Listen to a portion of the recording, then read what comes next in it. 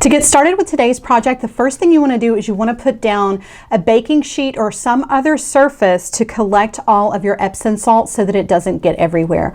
You're also going to need a small glass jar. I'm using a bowl jar, and you're going to need some form of glue. I'm using Mod Podge, but you can use any kind of tacky glue.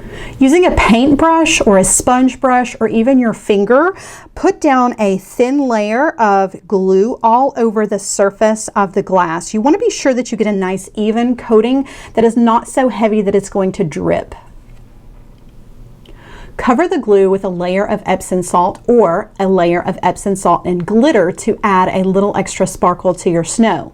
Then you want to sit this to the side and let it dry for a few hours. Ideally, you want to let this dry overnight before you move on to the next step.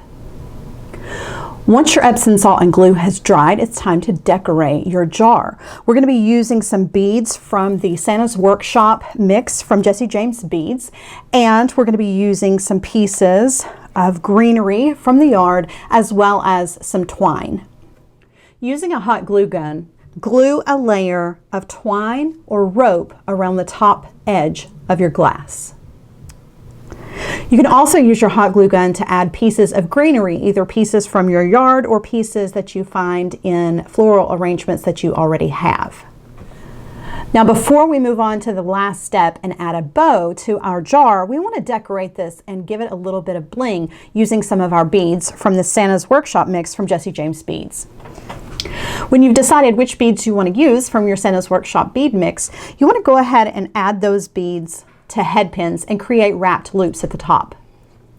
Once you've added your beads to head pins and created wrapped loops, you want to go ahead and add a 4mm jump ring and some staggered pieces of small chain. You may also want to use other beads and charms from the mix that don't need head pins and simply need jump rings. Using a 6mm jump ring, thread all of your beads on their pieces of chain so that they will be staggered on the jump ring. Once you have your beads bundled on one jump ring with all of the chain, you're ready to add these to your jar. You can simply hot glue your jump ring up against the greenery that you've added to your jar, or you can run a piece of wire along your twine and it will disappear within the links, and you can use that to thread on your jump ring.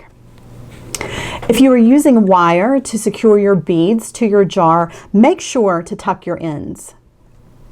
Once you've attached your beads to your jar, it's time to cover up the mess of glue that you have here at the top where your greenery and your beads are connected. So simply tie a bow using some more of your twine and glue that over the top of your connection. Once you have secured your bow, it's time to add a tea light or a flameless candle and you are ready to go.